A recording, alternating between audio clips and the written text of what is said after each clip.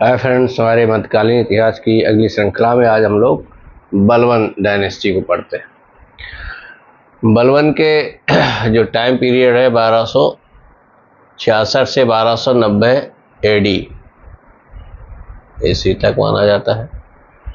बलवन को बचपन में मंगोलों ने कैप्चर कर लिया था। मंगोलों से बसरा के ख्वाजा जमालुद्दीन बसरी ने खरीद लिया। खरीदने से मतलब दास बना लिया। उस समय दास भी खरीदे और बेचे जाते थे।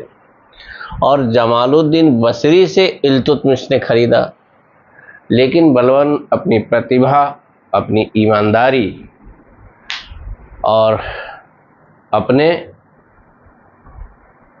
काबिलियत के दम पर बहुत जल्दी ही इल्तुतमिश की नज़र में चढ़ा और इल्तुतमिश ने इसे अमीर शिकार की पदवी दे दी और दासत्व से मुक्त कर दिया। उस समय दास को दासत्व से मुक्त करने के लिए स्वामी सर्टिफिकेट देता था। वो इल्तुतमिश ने इसके टैलेंट और इसके समर्पण तथा इसकी ईमानदारी को देखते हुए बहुत जल्दी दे दिया। बलवन के बचपन का नाम है बहाउद्दीन। ठीक, याद रखिए, पूछा जाता है। जो इल्तुतमिश ने तुर्कान चिहलगामी का गठन किया था, 40 स्वामी भक्त सरदारों का समूह था ये। इसको इसने एबॉलिश कर दिया, ख़त्म कर दिया। सिजदा एवं पैबोस नाम की फारसी प्रथाएं शुरू की। बड़ा सवाल है, पूछा जाता है। सिजदा का मतलब है सुल्तान को घुटनों के बल बैठकर सर झुकाना, सिजदा।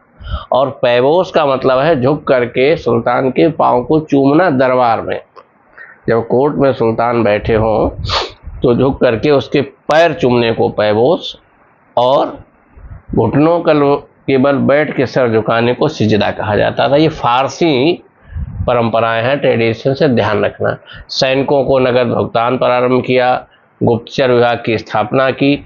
नवरोज ये फारसी पर्शियन त्यौहार है जो नववर्ष का मनाया जाता है, इसको प्रारंभ किया। कुल मिला के बलवन ने बहुत सारी पर्शिया की परंपराएं, पर्शिया में ईरान की बहुत सारी परंपराएं प्रारंभ की। उनमें से एक नवरोज उत्सव है, न्यू ईयर पे मनाया जाता है। सबसे बड़ा सवाल यह है कि राजत्व का जो सिद्धांत दिया, राजत्व के सिद्धांत का मतलब है कि किंग या सुल्तान is the representative of God on the earth. राजा पृथ्वी पर ईश्वर का अवतरण है। जो बात फ्रांस में लुई 16वां कहता है, लुई 16वां फ्रांस में कहता है, वही बात यहाँ बलवन कहता है कि king is the march of God on the earth. राजा पृथ्वी पर ईश्वर का प्रतिनिधि है, और जो प्रॉफिट है, पैगंबर के बाद उसी का नाम है। Policy of blood and iron, रक्त एवं लौह की नीति का मतलब है अपने दुश्मन को खत्म करो, उसके बच्चे बीवी सबको अपने कब्जे में करो, यानी तलवार के दम पे शासन चलता है। ये policy of blood and iron मानी गई है। फैन बंद करो।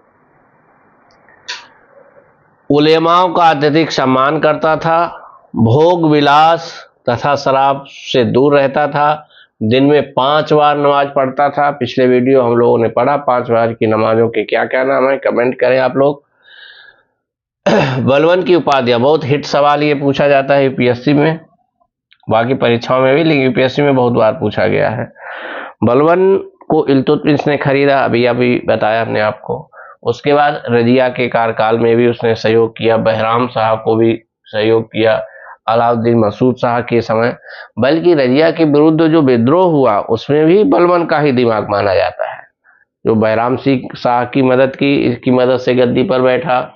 उसके बाद अलाउद्दीन मसूद शाह से अपनी बेटी का विवाह कर लिया, और उसने तो नासिरुद्दीन महमूद के साथ अपनी बेटी का विवाह बलवन ने कर दिया। उसने सारी शक्ति बलवन को सौंप दी। कुछ समय बाद नासिरुद्दीन महमूद की हत्या करके बलवन स्वयं सुल्तान बन जाता है। तो ये जरूर याद रखिए, इल्तुतमिश के समय बलवन के पास कौन सी उपाधि थी, कौन सी टाइटल या डिपार्टमेंट था? अमीर शिकार। रजिया के समय था अमीर आखूर।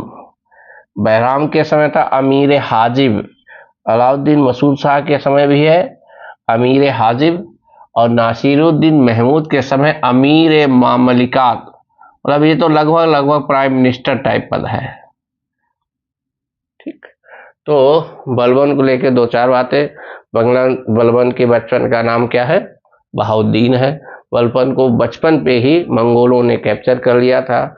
मंगोलों से ख्वाजा जमालुद्दीन बसरी ने खरीदा, ख्वाजा जमालुद्दीन बसरी से इल्तुतमिश ने खरीदा, और इल्तुतमिश ने उसकी प्रतिभा को देखते हुए उसके दासत्व से मुक्त कर दिया और महत्वपूर्ण पद पर नियुक्ति की।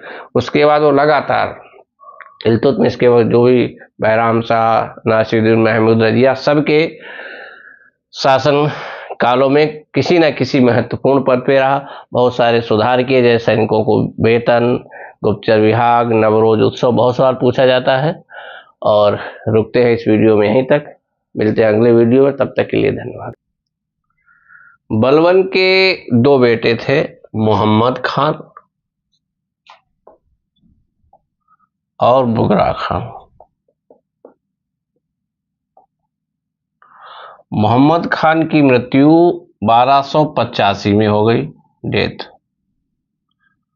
मतलब बलबन के मृत्यु से पहले ही उसके बेटे मोहम्मद खान की मृत्यु हो गई। और बुगरा खान शासन करने का कतई इच्छुक नहीं था, अनिच्छुक था। ये उसके अंदर सुल्तान बनने की कोई डिजायर नहीं थी, तो ये अनिच्छुक था और ये खत्म हो चुका था। इसलिए बलबन की मृत्यु बाद उसका पौत्र कैकुबाद शासक बनता है। करीब करीब 4 वर्ष तक, 1286 से 1290 तक शासन चलता है, जिसका जलालुद्दीन खिलजी सहायक है या मुख्य सलाहकर्ता, प्राइम मिनिस्टर। 1290 में जलालुद्दीन द्वारा कैकुबाद और उसके भाई कैखसरो दोनों की हत्या हो जाती है और एक नए वंश, खिलजी वंश की स्थापना होती है। खिलजी डायनेस्टी, जिसका फाउंडर है जलालुद्दीन खिलजी, जो इससे पहले, उससे पूर्व का जो डायनेस्टी है बलबन डायनेस्टी में दरबारी है और एक ताकतवर सलाहकार या मिनिस्टर है। तो अगले वीडियो में हम लोग देखेंगे खिलजी वंश, बहुत इंपॉर्टेंट है, सर्वहारा शासक भी कहा जाता है इतिहास में। तो मिलते हैं अगले वीडियो में, तब तक के लिए धन्यवाद।